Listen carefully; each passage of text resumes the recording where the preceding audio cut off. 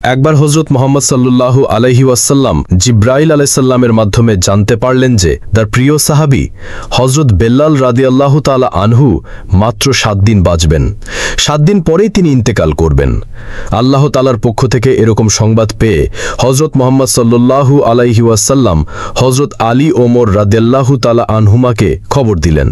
তারা পরে আসার পর বললেন, হে আমার সাহাবীরা, আমি জানতে পারলাম আমার প্রিয় সাহাবী হযরত বেলাল আর মাত্র 7 দিন বেঁচে থাকবে। 7 দিন পরেই এ দুনিয়া থেকে সে চিরতরে বিদায় নিবে। কিন্তু আমি জানি আমার এই সাহাবী এখনো বিবাহের সুন্নাত আদায় করেনি। তাই তোমরা যাও, মদিনার প্রতিটি ঘরে ঘরে খুঁজে দেখো আমার এই প্রিয় সাহাবীর সাথে কোনো মেয়ের পিতা তার কন্যাকে বিবাহ দিতে সম্মত কিনা। তবে সেই পিতাকে তোমরা অবশ্যই বলে দিবে যে বেলাল আর মাত্র 7 দিন বাঁচবে। রাসূল সাল্লাল্লাহু আলাইহি ওয়াসাল্লামের এ নির্দেশ পাওয়ার পর হযরত আলী রাদিয়াল্লাহু তাআলা আনহু ও হযরত ওমর রাদিয়াল্লাহু তাআলা আনহু হযরত বেলাল রাদিয়াল্লাহু তাআলা আনহু এর জন্য পাত্রী খোঁজার উদ্দেশ্যে বের হয়ে পড়লেন। তারা বিবাহযোগ্য কন্যার পিতাদেরকে বলতেন, হযরত মুহাম্মদ সাল্লাল্লাহু আলাইহি ওয়াসাল্লাম তার প্রিয় সাহাবী হযরত বেলালের জন্য পাত্রী খুঁজছেন। আপনারা কেউ কি আপনাদের কন্যাকে বেলালের সাথে বিয়ে দিতে রাজি আছেন? তখন কন্যার পিতারা বলল, আমরা অবশ্যই রাসূল সাল্লাল্লাহু আলাইহি ওয়াসাল্লামের প্রিয় সাহাবী হযরত বেলালের সাথে আমাদের কন্যাদেরকে বিয়ে দিতে চাই, কারণ এটা তো আমাদের জন্য হবে সৌভাগ্যের ব্যাপার। তখন হযরত ওমর ও আলী রাদিয়াল্লাহু তাআলা আনহুমা তাদেরকে জানালেন, একটি বিষয় জেনে রেখো, বেলাল রাদিয়াল্লাহু তাআলা আনহু আর মাত্র 7 দিন বাঁচবেন। তোমাদেরকে এটা জেনেই তোমাদের কন্যাকে বেলাল রাদিয়াল্লাহু তাআলা আনহু এর সাথে বিবাহ দিতে হবে, কারণ রাসূল সাল্লাল্লাহু আলাইহি ওয়াসাল্লাম এই সংবাদটিও তোমাদেরকে জানিয়ে দিতে বলেছেন। একথা জানার পর কন্যার পিতারা বলল, বেলাল যদি 7 দিনই বাঁচে তাহলে আমাদের কন্যাদেরকে বেলালের হাতে বিয়ে দেব না। আমরা কোনোভাবেই চাই না 7 দিন পরে আমাদের কন্যা বিধবা হয়ে যাক। অতঃপর 7 দিন পরে হযরত বেলাল রাদিয়াল্লাহু তাআলা আনহু এর মৃত্যুর ঘটনা বলায় কোনো পিতাই তার কন্যাকে বেলালের সাথে বিয়ে দিতে সম্মত না হওয়ার কারণে হযরত আলী ওমর রাদিয়াল্লাহু তাআলা আনহুমা মদিনার পথে পথে বিভিন্ন জায়গায় হযরত বেলালের জন্য কন্যা খুঁজতে শুরু করলেন।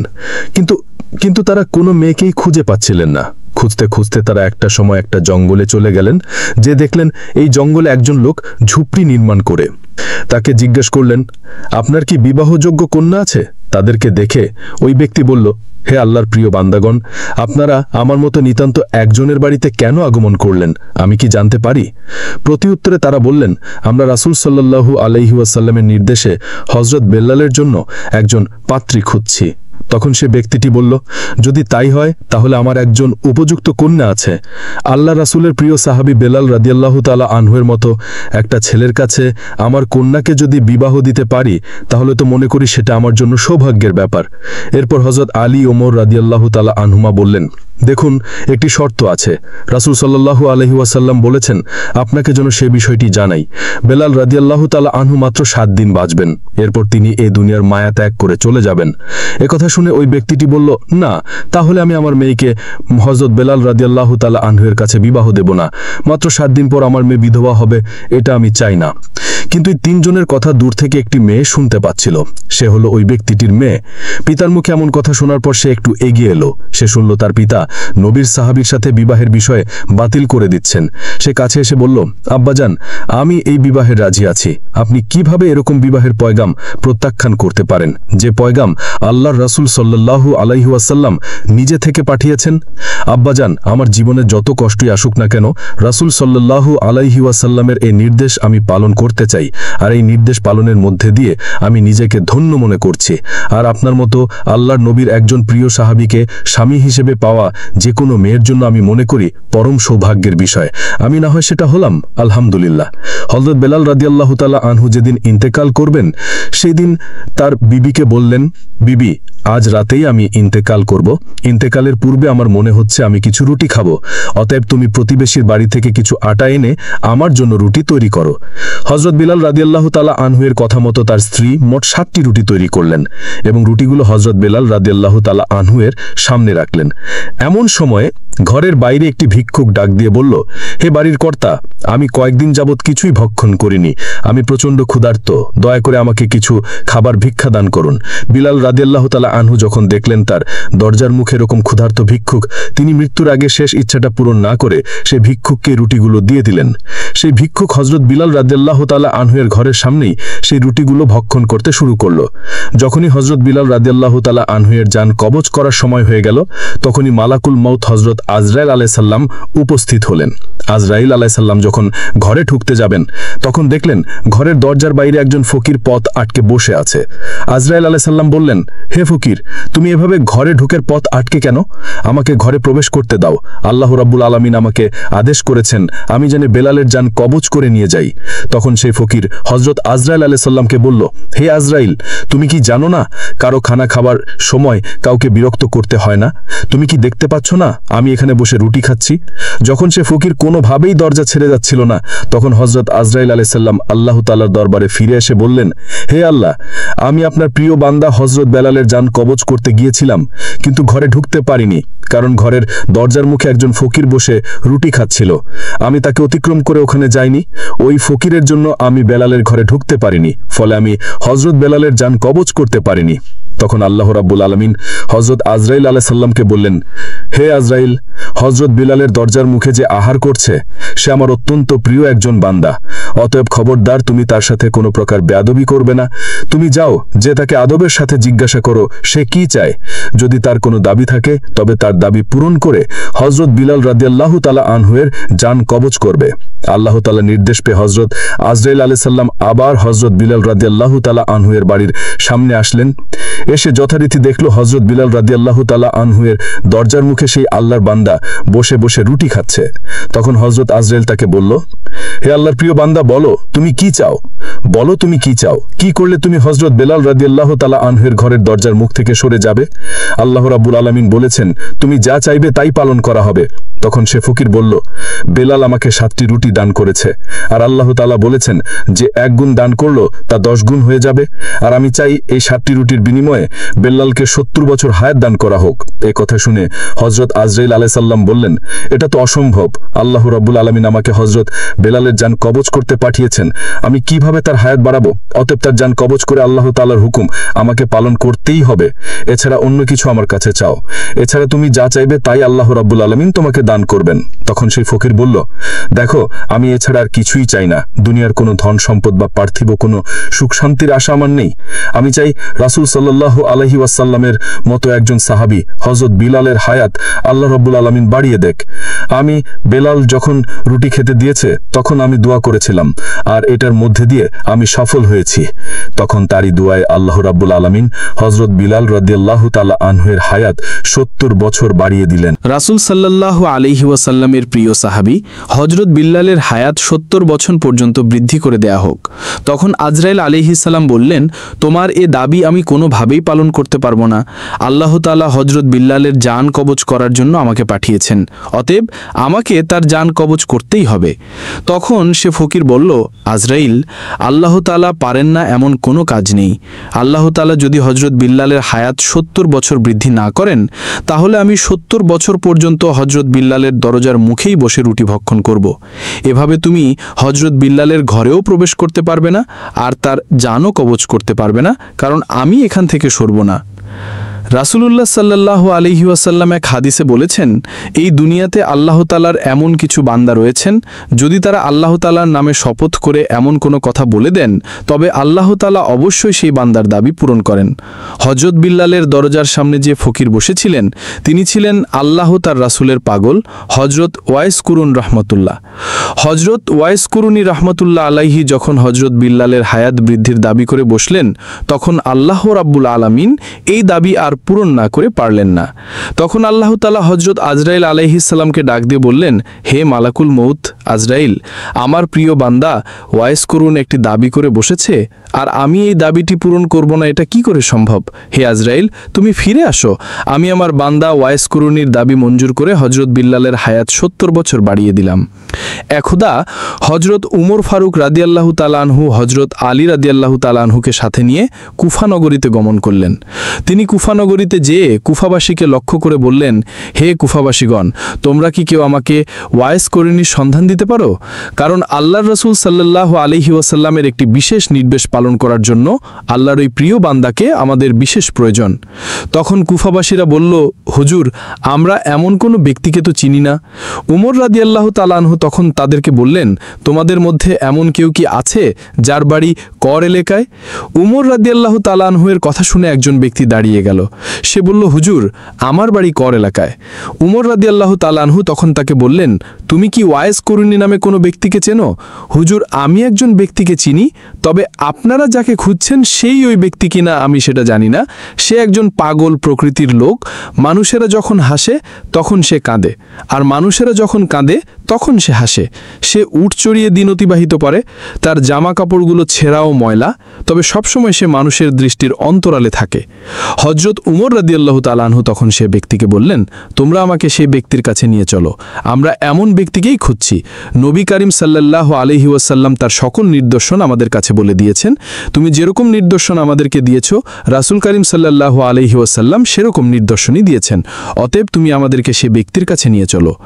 অতঃপর সেই ব্যক্তিকে নিয়ে হযরত উমর রাদিয়াল্লাহু তাআলা আনহু ও হযরত আলী রাদিয়াল্লাহু তাআলা আনহুমা পাগল প্রকৃতির ওই লোকটির খোঁজে বেরিয়ে পড়লেন।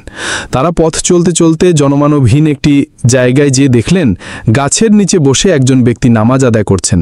হযরত উমর ও আলী রাদিয়াল্লাহু তাআলা আনহুমা তখন ওই ব্যক্তির কাছে যেয়ে পাশে দাঁড়িয়ে রইলেন। ওই লোকটি নামাজ শেষ করার পর তারা তাকে সালাম দিলেন। লোকটি সালামের উত্তর দিয়ে বলল, আপনারা কে, কোন উদ্দেশ্যে আমার কাছে এসেছেন? আমরা আল্লাহর নবীর সাহাবী হযরত উমর ও হযরত আলী, আমরা আল্লাহর একজন প্রিয় বান্দাকে খুঁজছি। আপনি কি দয়া করে আপনার নামটি আমাদেরকে বলবেন?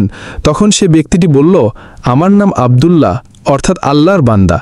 হযরত উমর রাদিয়াল্লাহু তাআলা আনহু তখন বললেন, আমরাও তো আব্দুল্লাহ, আমরা সবাই তো আব্দুল্লাহ। আমরা জানতে চাইছি আপনার বাবা মা আপনার জন্য যে নাম রেখেছেন, আমরা সেই নামটি জানতে চাইছি। তখন সে লোকটি বলল, আমার বাবা মা আমার নাম ওয়াইস রেখেছিল, এবং লোকেরা আমাকে কর এলাকার অধিবাসী হওয়ার কারণে ওয়াইস করুনি বলে ডাকে। তখন হযরত উমর রাদিয়াল্লাহু তাআলা আনহু বেশ আদবের সাথে বললেন, হে আল্লাহর প্রিয় বান্দা, আপনি কি দয়া করে আপনার ডান হাতটি আমাদেরকে দেখাবেন? তখন ওয়াইস করুনি রহমাতুল্লাহ আলাইহি হযরত উমর ও হযরত আলী রাদিয়াল্লাহু তাআলা আনহুমার দিকে ডান হাতটি বাড়িয়ে দিলেন।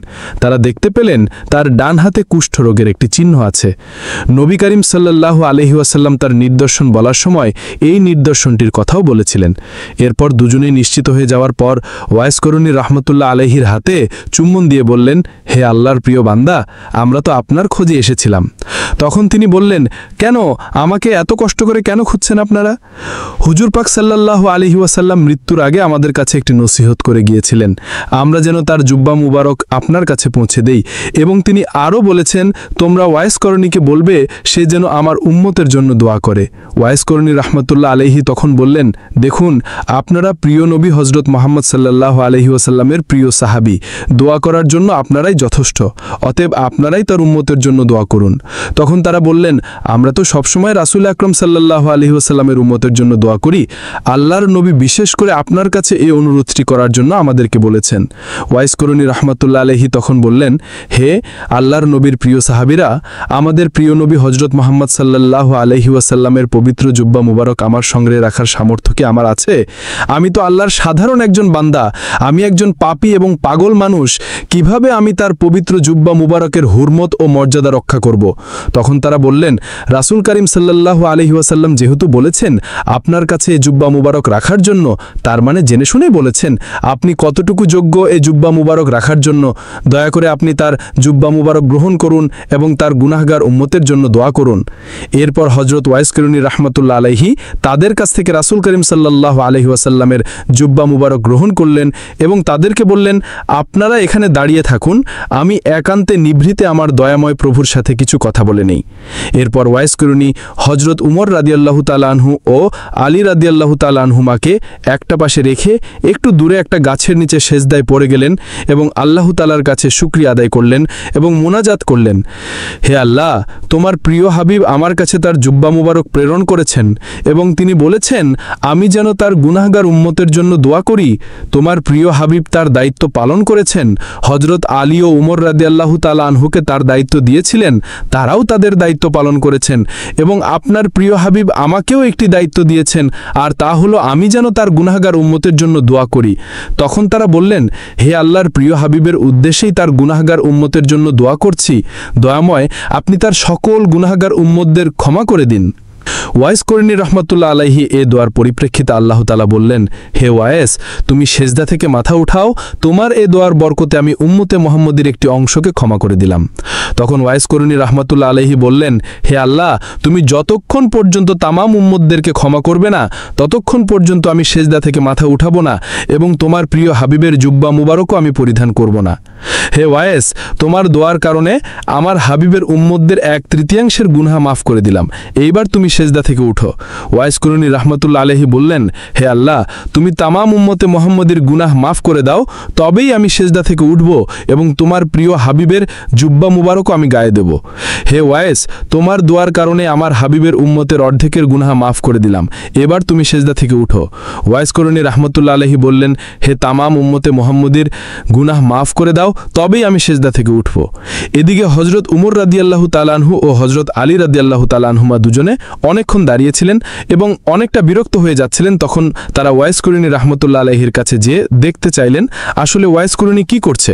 যখন তারা দুজনে ওয়াইস করিনীর কাছে গেল তখন ওয়াইস করিনী রাহমাতুল্লাহ আলাইহির ধ্যান ভঙ্গ হয়ে গেল, আশিক ও মাসিকের প্রেমের বন্ধন ছিন্ন হয়ে গেল এবং বললেন, আপনারা যদি আরেক মুহূর্ত পরে আসতেন তাহলে আমি সমস্ত উম্মতে মুহাম্মদীর গুনাহ মাফ করিয়ে নিতে পারতাম। আপনারা আমার কাছে এগিয়ে আসার কারণে আমার ধ্যান ভঙ্গ হয়ে গেছে, যার ফলে আমি আল্লাহ তাআলার কাছ থেকে সমস্ত উম্মতে মুহাম্মদীর গুনাহ মাফ করে নিতে পারলাম না। তখন আফসোসের সাথে হজরত উমর রাদিয়াল্লাহু তাআলা আনহু ও আলী রাদিয়াল্লাহু তাআলা আনহুমা তাওবা করলেন এবং আল্লাহকে বললেন, হে আল্লাহ, তোমার প্রিয় হাবিবকে তুমি তোমার ফেরেশতাদের মাধ্যমে নিয়ে গেলে কত ভালো হতো। তোমার প্রিয় বান্দার ধ্যান ভঙ্গ করার জন্য আমরা তওবা করছি, আমাদেরকে ক্ষমা করে দাও। তখন হযরত আলী রাদিয়াল্লাহু তাআলা আনহু ওয়াইস করিনী রহমতুল্লাহ আলাইহিকে বললেন, হে আল্লাহর বান্দা, আপনি আল্লাহর রসুলকে কত ভালোবাসেন, তারপরও তার জীবদ্দশায় মদিনায় এসে তার সাথে সাক্ষাৎ করেননি কেন? তখন ওয়াইস করিনী রহমতুল্লাহ আলাইহি বললেন, আচ্ছা, আপনারা তো সবসময় হজরত মুহাম্মদ সাল্লাল্লাহু আলাইহি ওয়াসাল্লামের পাশেই ছিলেন, বলুন তো, কিন্তু তার চেহারা মোবারকে যে ভ্রুগুলো ছিল সেগুলো কি জোড়া লাগানো ছিল নাকি আলাদা ফাঁকা অবস্থায় ছিল? তখন হযরত ওমর রাদিয়াল্লাহু তাআলা আনহু এবং আলী রাদিয়াল্লাহু তাআলা আনহু বললেন, হে আল্লাহর প্রিয় সাহাবী, আমরা তার সম্মান এবং মর্যাদার চিন্তা করে কখনোই তার দিকে তাকাইনি। ওয়াইস করিনী রহমতুল্লাহ আলাইহি বললেন, রাসূল করিম সাল্লাল্লাহু আলাইহি ওয়াসাল্লামকে আমি কখনো দেখিনি, তারপরও বলে দিচ্ছি তার চেহারা মোবারকের ভ্রুগুলো জোড়া লাগানো ছিল। আমার মনে প্রচণ্ড বাসনা ছিল রাসূল করিম সাল্লাল্লাহু আলাইহি ওয়াসাল্লামকে দেখবে। আমার এক মা ছিল খুবই বৃদ্ধা এবং অসুস্থ, যার সেবা শুশ্রূষা করার জন্য এই পৃথিবীতে আমি ছাড়া আর কেউ ছিল না। তাই তাকে ফেলে রাসূল করিম সাল্লাল্লাহু আলাইহি ওয়াসাল্লামের সাক্ষাৎ লাভের জন্য আমি কখনোই যেতে পারিনি। এরপর ওমর রাদিয়াল্লাহু তাআলা আনহু ওয়াইস করিনী রহমতুল্লাহ আলাইহির কাছে আরজ প্রার্থনা করলেন, আপনি দোয়া করে আল্লাহ তাআলার কাছে আমার জন্য একটু দোয়া করুন। ওয়াইস করিনী রহমতুল্লাহ আলাইহি তখন বললেন, আমি কোনো ব্যক্তি বিশেষের জন্য দোয়া করি না, আমি প্রতিবার নামাজের পরেই দোয়া করি, আল্লাহর প্রিয় হাবিবের যে সকল উম্মত ঈমান নিয়ে পৃথিবী থেকে বিদায় নেবে তাদেরকে তুমি ক্ষমা করে দাও। অতএব আপনি যদি ঈমান নিয়ে এই পৃথিবী থেকে বিদায় নেন তাহলে পরকালে আমার এই দোয়া আপনাকে খুঁজে নেবে। তখন ওমর রাদিয়াল্লাহু তাআলা আনহু বললেন, জনাব, আমি কি আপনার খুরপোশের জন্য কুফার গভর্নরের কাছে একটা চিঠি লিখে দেব, যাতে করে প্রতি মাসে একটা নির্দিষ্ট পরিমাণ অর্থ আপনাকে দান করা হয়, যার মাধ্যমে আপনি আপনার জীবন সচ্ছলতার সাথে সাথে অতিবাহিত করতে পারবেন? এরপর ওয়াইস করিনী রহমতুল্লাহ আলাইহি 2টি দেরহাম ওমর রাদিয়াল্লাহু তাআলা আনহুকে দেখিয়ে বললেন, আমি এই 2টো দেরহাম উট চড়িয়ে রোজগার করেছি, আপনি কি আমাকে নিশ্চয়তা দিতে পারবেন এই 2টি দেরহাম খরচ করার জন্য আমি জীবিত থাকতে পারবো? যদি আমার বেঁচে থাকার কোনো নিশ্চয়তা না দিতে পারেন তবে আপনার নজরানা নেয়ার দরকার কি? হযরত ওমর রাদিয়াল্লাহু তাআলা আনহু তার কথা শুনে অঝল নয়নে কাঁদতে লাগলেন। অতঃপর তিনি বললেন, হে আল্লাহর বান্দা, এই পৃথিবী কে কার মৃত্যুর গ্যারান্টি দিতে পারে? হায় আফসোস, আমরা দুনিয়াকে নিয়ে কতটা পাগল এবং ব্যস্ত হয়ে গেছি। আপনাদের মতো আল্লাহর প্রিয় মাসুক বান্দারা রয়েছেন বলেই আল্লাহ রাব্বুল আলামিন আপনাদের উসিলায় আমাদেরকে রিজিক দান করছেন। যদি আপনাদের মতো বান্দারাই এ পৃথিবীতে না থাকতো, আল্লাহ তাআলা নিশ্চয়ই আমাদেরকে এক ফোঁটা পানিও রিজিক হিসেবে দিতেন না। তখন ওয়াইস করণী রহমতুল্লাহ আলাইহি তাদেরকে বললেন, এবার আপনারা আমাকে বিদায় দান করুন, আমি লোকচক্ষুর অন্তরেই থাকতে সবসময় পছন্দ করি। উমর রাদিয়াল্লাহু তাআলা আনহু তখন বললেন, হে আল্লাহর প্রিয় বান্দা, যদি কোনো ধরনের প্রয়োজন হয় তাহলে আমাদেরকে স্মরণ করবেন। তখন ওয়াইস করণী রহমতুল্লাহ আলাইহি বললেন, হে আল্লাহর প্রিয় সাহাবী, আল্লাহই আমার উত্তম অভিভাবক, আমি সবসময় আমার সকল প্রয়োজন তার কাছেই ব্যক্ত করি, পৃথিবীর কোনো শ্রেষ্ঠ মাখলুকের কাছে ব্যক্ত করি না। এই বলে ওয়াইস করণী রহমতুল্লাহ আলাইহি তাদের কাছ থেকে বিদায় গ্রহণ করলেন। বর্ণিত আছে যে ওয়াইস করণী রহমতুল্লাহ আলাইহি কিছু লোকের সাথে একবার একটি জাহাজে সফর করছিলেন। জাহাজটি যখন সমুদ্রের মাঝপথে আসলো তখন প্রচণ্ড ঝড় বৃষ্টি শুরু হয়ে গেল। সকলেই ভাবতে লাগলো জাহাজটি হয়তো কিছুক্ষণের মধ্যেই সমুদ্রে তলিয়ে যাবে। তাই তারা চিৎকার করে আল্লাহ রাব্বুল আলামিনের কাছে দোয়া করতে লাগলো। তখন তারা দেখতে পেল প্রচণ্ড ঝড় বৃষ্টির মাঝেও একজন ফকির সমুদ্রের পানিতে নেমে গেল। আশ্চর্যের বিষয় হচ্ছে, তিনি সমুদ্রের পানিতে জায়নামাজ বিছিয়ে নামাজ আদায় শুরু করে দিলেন। সকলেই তখন বুঝতে পারল এই ব্যক্তি আল্লাহ রাব্বুল আলামিনের প্রিয় একজন বান্দা।